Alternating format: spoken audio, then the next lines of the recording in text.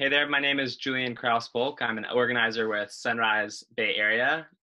Joining us from New Haven, Connecticut, I would like to welcome Amy Kapczynski, professor at Yale Law School, faculty co-director of the Global Health Justice Partnership, and faculty co-director of the Collaboration for Research Integrity and Transparency. Thank you so much for being here. So glad to be here. Thanks for having me. Can you tell us a little bit about your background and how you started thinking about things like the New Deal for public health? Yeah, so I got into a kind of thinking about myself as an activist when I was in college. And, around the same time, I'm queer, so I got involved in HIV/AIDS kind of issues and organizing, and ended up as one of my first jobs working for an organization that did HIV/AIDS work. I also worked for a feminist health journal. And so those were ways for me to start to explore kind of how to work as an activist and how to learn about politics. And so when I came into the issues that I write about intellectually and the things that I'm now working on as a professor, I really kind of came into them from the perspective of having come to them because I cared about how the world worked and how to change it. And so now it's been, like maybe decades that I've been working on access to medicines issues, on issues about health justice. And so those are the kind of background for me that led me to kind of try to understand, like, how is it that we have, for example, developed all these medicines that we've made unaffordable to people around the world, even though one of the first things you learn in the access to medicines world is most of the medicines that cost, let's say, $100,000 a year, if you buy them from the company, they cost $100 a year to make, right? So how can something cost $100,000 that actually costs $100 to make?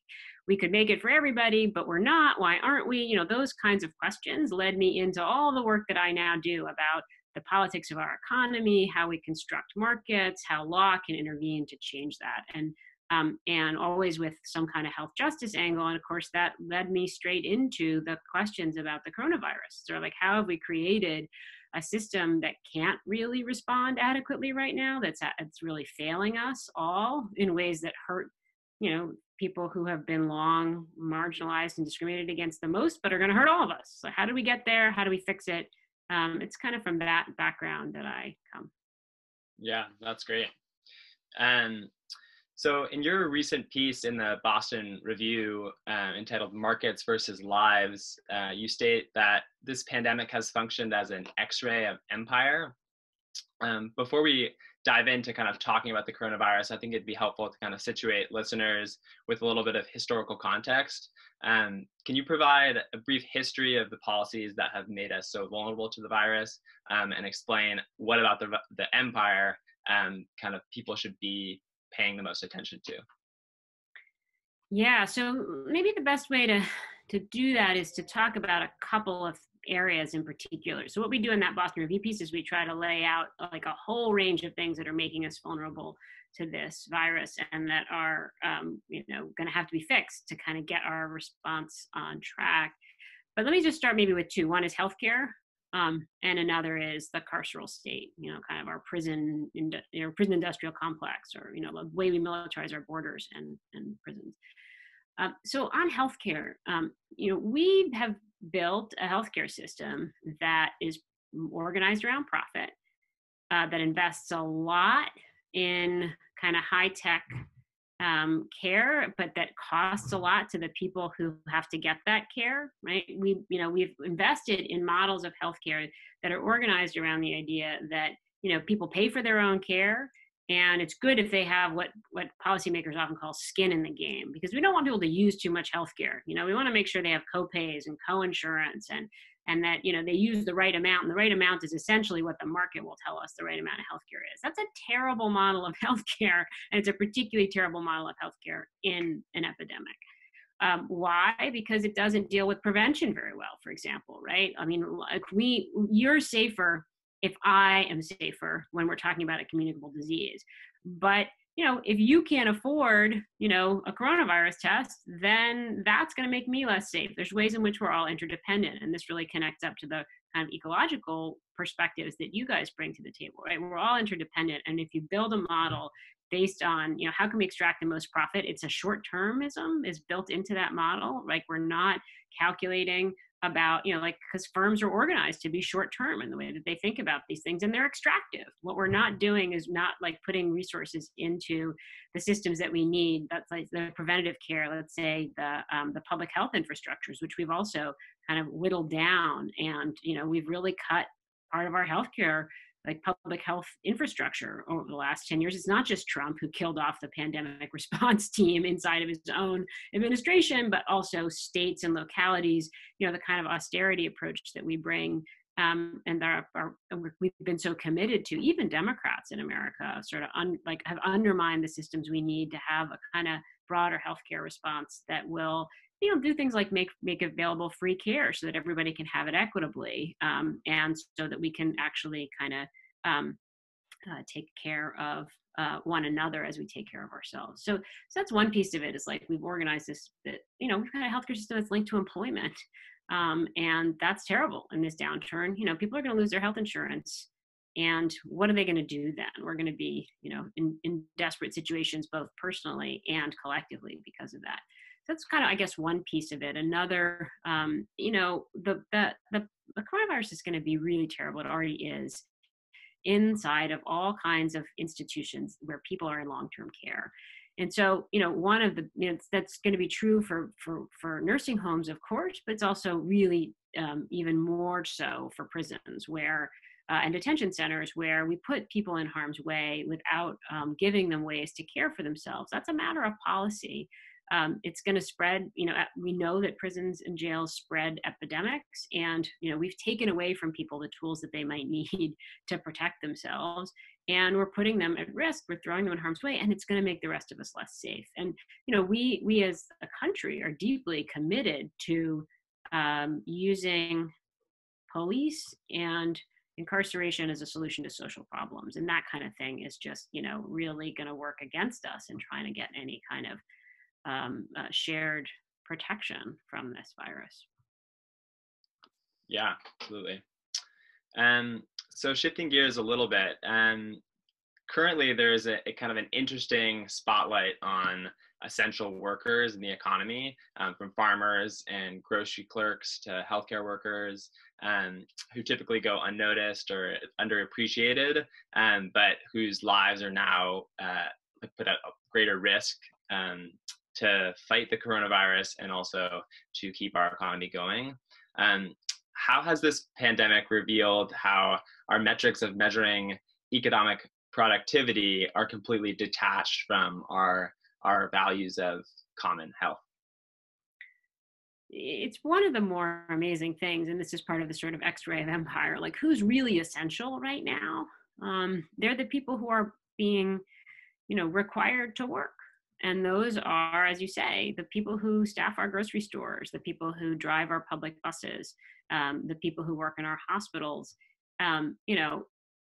Those are people who don't get wages that are commensurate with, the idea that they're essential to our, like, kind of our reproduction as a species.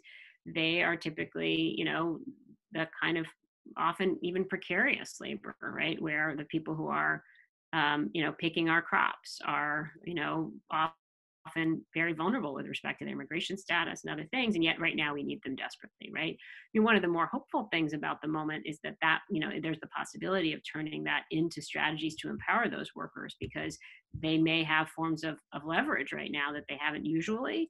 But it also, I think, in the point that you're making is absolutely right. It shows us who's essential, and then should allow us to recalibrate and say, what really matters is being able to get food to one another, is being able to care for one another when everything is when everything feels threat the way it does right now. These are the things that we come back to as this is what's essential, and it turns out lots of other things aren't. So why is it that we compensate the other things so much better than we compensate these? That's a political choice, even though it's a choice that I think in our political culture, we treat it like as if the market is a thing that has its own rules and it just does that. Well, that's not the case, right? I mean, not only because you can do things like set minimum wages, and it turns out that economists were wrong that a minimum wages necessarily depress employment. Like, you can do all these things to actually take care of workers. You can require sick pay. You can make unions. Many countries have much stronger unions than we do, and that's the product of policy. There's no such thing as a market that tells us how we have to treat workers. And so those who are, showed up as essential now are those who we really should be focused on in terms of protecting. Yeah, absolutely. I guess moving on to the getting your opinion in terms of the federal response to the pandemic. It's been pretty clear that the response has been kind of a disgrace, and kind of delivering crumbs to working class folks while corporations are getting this special treatment. Do you think this could illustrate maybe to the average American, or wake up the average American to the outsized influence of corporate interests in our political system and politics, which often gets obscured by petty party politics? The stimulus is, as you say, it was organized to protect those that matter. And those that matter are really, like, in our political system, are really like, you knew from the first moment that the airlines were going to get bailed out. There was never any question, right? But they still haven't figured out a way to get stimulus checks to people who don't file a tax return, right? So, like, what does that mean? I mean, everybody knows that people who don't file tax returns are incredibly vulnerable right now, and that if we don't protect them, we can't protect the rest of us. But that didn't carry any weight. Also, we haven't built systems to even connect to them, right? So, and yet those are the people that we also need to be able to mobilize, and that doesn't come easy, right? And this is why I think we both need to, like, how do we respond in the moment so that we can build power over the long term? There are opportunities right now, but there's also it's an architecture of organizing that has to happen over a long term. Yeah. Tying off that last point, we're wondering kind of how, there's maybe a natural alignment between issues of public health and issues of the environment. Can you talk to maybe the potential policies that might be part of a, say, Green New Deal for public health? So I think some of the most exciting visions of the Green New Deal I have seen have been explicit that, in fact, part of the Green New Deal is about a jobs program, because we need to care for each other and create social infrastructures at the same time as those jobs should be green jobs. Those jobs should be building the energy efficient homes that we need, right? That they should, but also, if you think about the book that Alyssa Battistoni, Aronoff, and their co-authors wrote, there's a big chapter in there about care work and why care work, in part because the legacies of environmental racism mean that communities of color are more vulnerable. And there's a legacy of all these kind of healthcare costs that we owe to one another. The Green New Deal has to be a kind of I think, a politics of solidarity to work as a politics, and then care has to be part of that. And so I think those visions of the Green New Deal that see care as a part of that, care for our environment, but also care for one another, I think are really compelling. So I think that's kind of part of the connection. The other piece is that, we really can draw on the legacy of federal works programs, some of which had, building trails, had environmental, addressing malaria, right? That had environmental components to them. They've worked before. We can put people to work in these ways and build the future that we need to, with some of that work being care, and some of that work being care for our environment, and building the new infrastructures that we need. Absolutely, yeah. I think part of it is eroding the old sort of tension between the environment versus the economy, and trying to bring those things together and incorporate things like public health and Medicare for all and a just transition into kind of this deep environmental legislation around the Green New Deal. So I guess for our last question, do you have any concrete actions that our listeners can take to kind of in pursuit of that Green New Deal for public health, or other laws and legislation that will bring us towards it, both in the short term or the long term? Yeah, I think honestly, the most important thing that you can do is get involved with organizations like Sunrise. There's other wonderful organizations out there, but what we need over the longer, even the short term, but also the long term, is organizing, right? We need to, it's great to call your senator and call your congressman, and you should do that. When somebody smart asks you to do that, you should do that. But you should also find other people you admire, organizations you admire, and just simply say, what can I do that's useful for you? And if that's like mailing letters, then mail letters. If that's organizing a Zoom call, organize the Zoom call, and then you'll learn how to write the policy papers and build the connections. I think, on top of that, right now, there's all of this mutual aid going on, and these mutual aid organizations, and you can find your Google spreadsheet. I think those are great ways to also get connected to your community. We need to know our neighbors, and we need to be in a relationship of solidarity to one another. I think those mutual aid groups are providing interesting examples of how to do that aren't themselves the change we need, but that might help us build connections to one another in our localities to become the change we need. And then you should read stuff. You should read about the Green New Deal, read about these historical examples of things that work, like the Works Progress Administration and Civilian Conservation Corps. Right? How do we build the political constituencies? That is by learning our histories and learning from other efforts to organize. Those are things that we should be doing now too, on top of the normal call your senator when someone smart tells you to do that. Amy, thank you so much for joining us today, and I hope you have a great rest of the day. Thanks so much for doing this, and good luck. Thanks so much.